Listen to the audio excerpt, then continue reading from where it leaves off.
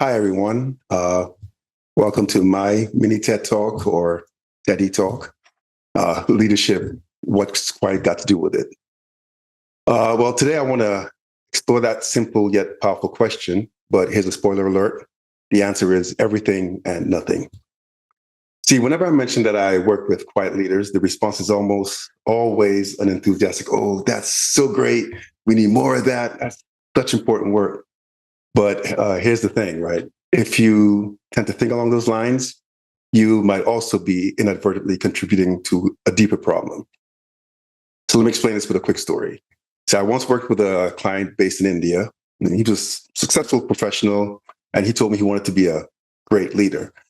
So when I pressed him on what a great leader looked like to him, he proceeded to describe a Bollywood character who embodied everything he admired in a leader: charisma, eloquence, confidence. The star to him was the epitome of leadership.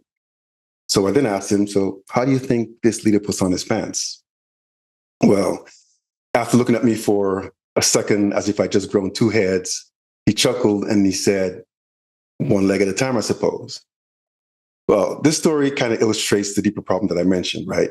Because leadership isn't just a matter of glitzy traits or theatrical qualities or about appearing larger than life.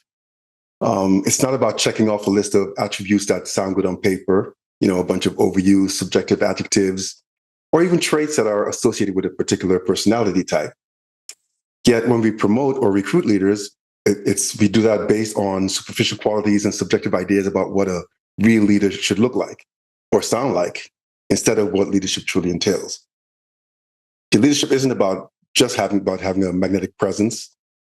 It's about people, it's about influence, and not so much about titles or positions.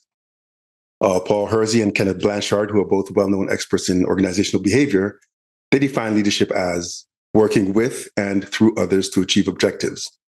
And John Scroggin goes a step further, calling it the art of leveraging influence for the sake of others.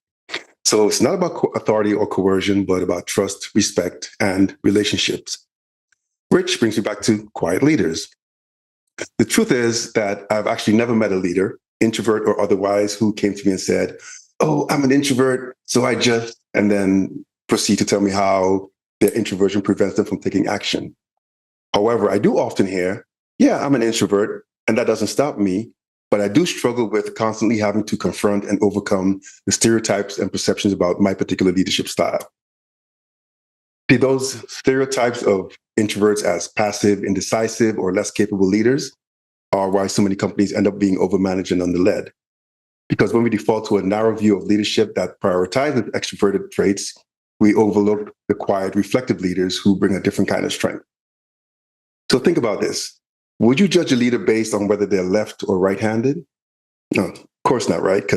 But while left-handers may hold a pen differently, you wouldn't assume that a left-handed person couldn't solve equations, write essays, or navigate the world the same way as a right-hander would. Well, similarly for leaders. There's no inherent difference in their ability to lead based on whether they are quiet or not. It's the approach they take to get there. So it's not about the noise, but it's about the nuance. The common misconception that introverts are withdrawn and indecisive stems from the general misunderstanding between needs and capability.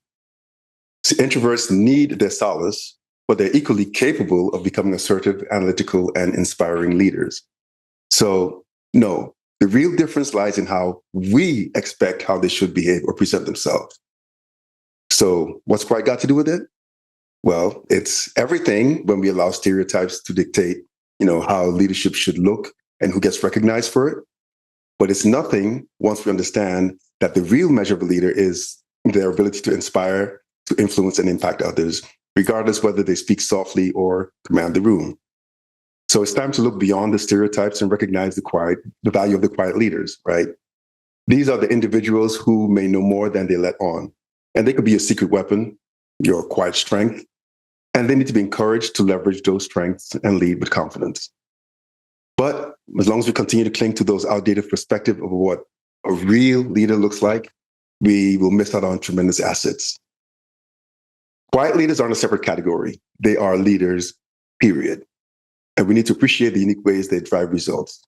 And we need to provide them with the same opportunities and platforms to excel and not try to make them be more like their extroverted counterparts. Actually, there's data that backs this up because studies have shown that introverted leaders often outperform their extroverted peers when leading proactive teams. Well, because they tend to listen more, consider different viewpoints, and give their team space to innovate. The quiet leader is not an oxymoron, right? It's a reminder that leadership styles can be as diverse as the people who embody them. And when we expand our definition of leadership to include the quiet strength, we unlock a whole new level of organizational potential. And we might just find out that our quietest leaders are the ones who speak the loudest through their actions. So again, what's quiet got to do with it? You tell me.